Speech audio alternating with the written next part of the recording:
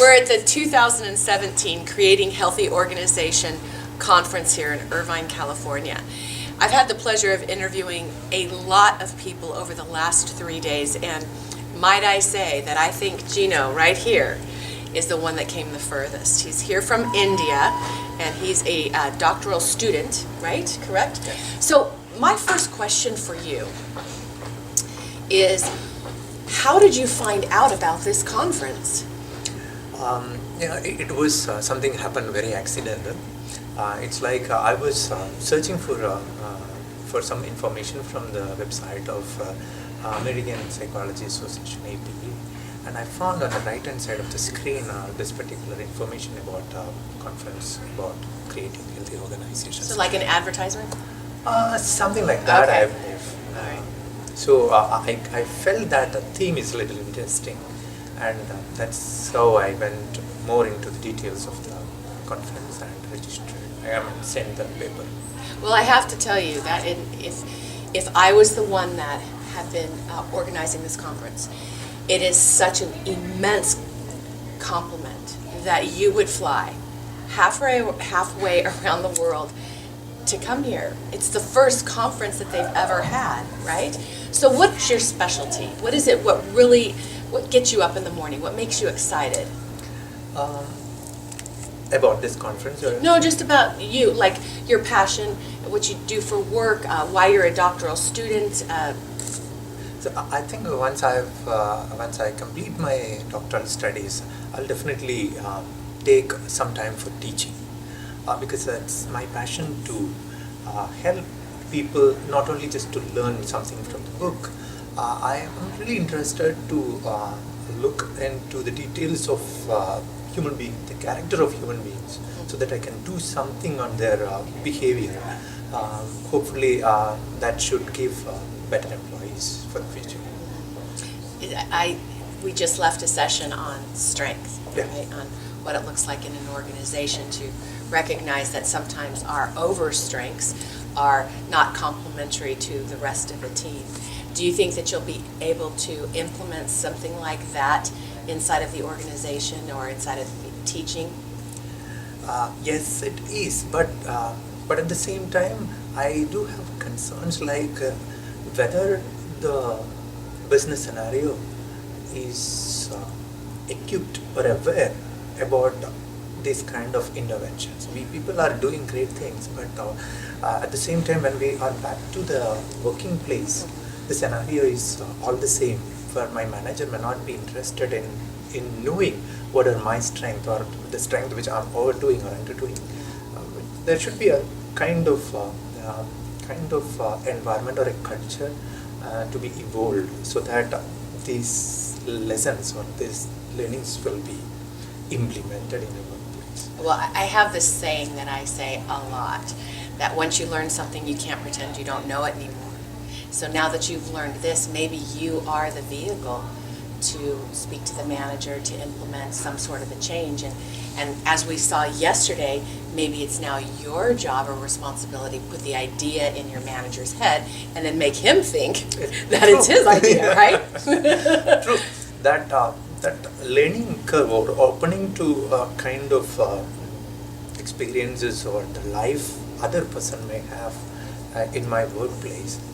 As a manager, I should be open to their life. I should be able to understand what they are thinking, what their strength, what their weakness, what are the things about which they are concerned. As a manager, the moment I am open to those kind of things, I definitely believe change will occur. I think a lot of it has to do corporate cultures, correct? And then different cultures around the world. And some cultures are more open to communication, right? And receiving honest feedback. Exactly. And then other cultures are open to communication, but the feedback comes across as criticism. And I think we have to be very careful inside of organizations, as he said today, to be able to compliment somebody first, recognize their strength, and then have the conversation, which isn't criticism, it's just feedback, right? And so the different cultures around the world. I have a great question for you. I think it's great. What are the 3 most important things a leader can do to empower others for organizational success? Your opinion. Um, Leader, first thing what he or she can do is try to be true to themselves. Means I don't like a leader who may pretend something or think something and doing something else. So being authentic or being true to oneself is one thing from a leader that I would expect. And definitely we need a great amount of transparency in the relationship. And I think communication goes for the transparency. And another thing I would say, he should be an ethical leader. Like in the sense, he should have very strong moral perspectives on things, and he should do justice to all the people and his company.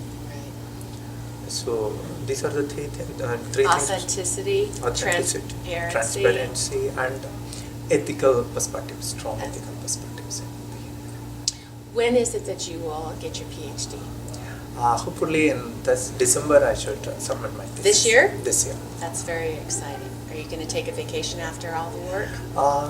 I might take a few, 2 or 3 weeks break, then I'll join. What's your dissertation on?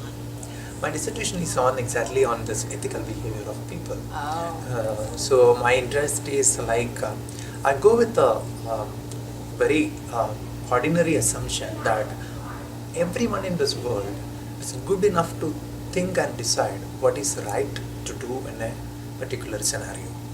But the problem arises, people are not just able to convert or translate this decisions, moral decisions, or what I'm thinking right thing to do.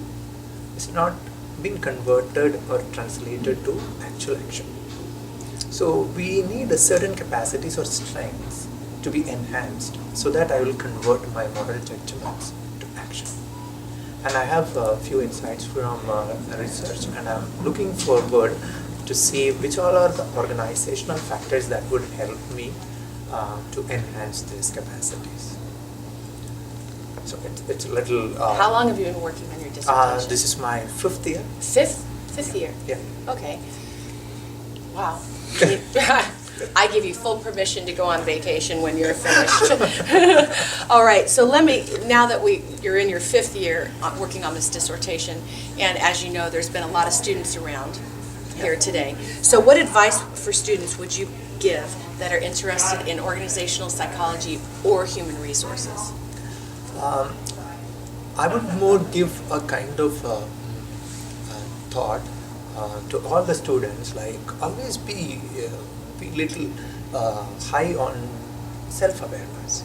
Like what are my strengths and weaknesses? That's 2 things which we usually see. But at the same time, I would say from my experiences or from my research background, what I have understood, corporate world is actually sick by engaging in some unethical practices. So when I become an employee after my studies, I should have a strong character which has filled with moral capacities. Like I should have enough moral courage. I should have a sense of ownership. I should have self-belief in my own capabilities that I can do something ethical. So the environment may be like may be tempting. There may be people who may be, for an example, to bribe somebody, but being a very strong moral character, based person, I should not be vulnerable in that kind of scenarios. For that, I should always enhance my own capabilities, which would help me to stay away from unethical behavior and engage more in ethical behaviors. You know, why do you think that people or students, people in general, why do you think that they shrink back and they accept problematic behavior as okay? Why do you think that they resort to that? I think one reason could be, see, this business scenario is always very competitive. Like I should stay in that flow, otherwise everything may come against me. Like if I raise my voice against something unethical, I mean, there are a bunch of people who may actually point their fingers to me. Like I may be the, it's like a single person barrier. Like I may be the only one who may be fighting against all these unethical things. So usually people don't want to take that kind of. Yeah, so they just complain or they just say or they become silent. So I want people who speak up, people who respond, people who generally take measures to stop something unethical. I think we should do something to enhance their inner strength so that they will be able to do that. So for students, it would be to stand up for what's right, what's right. After, this is the last day of the conference, and have you presented yet? Yeah, I did one. How was your session? Did you have great attendance? It's always coming to the third day. I mean, attendance is used to go down like less. And I had a couple of good listeners. I don't go with the number actually. So my listeners were very good, like they had good questions.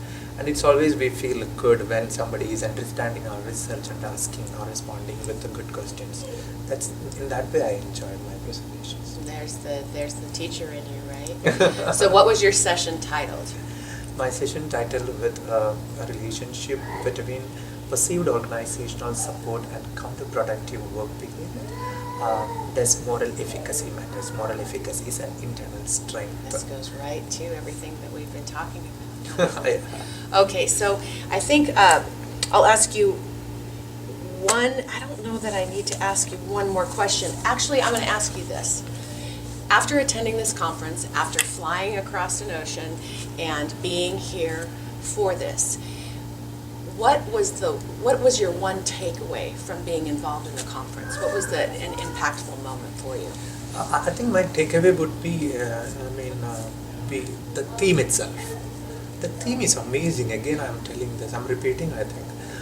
This theme only driven me to come this far to attend this conference, creating healthy organizations. A group of people are sitting and thinking about this particular perspective, and all the presentations, all in the sense which all I attended, I felt all the presentations are actually converging into this particular theme, and people must have got good perspectives or insights how to build a healthy organizations.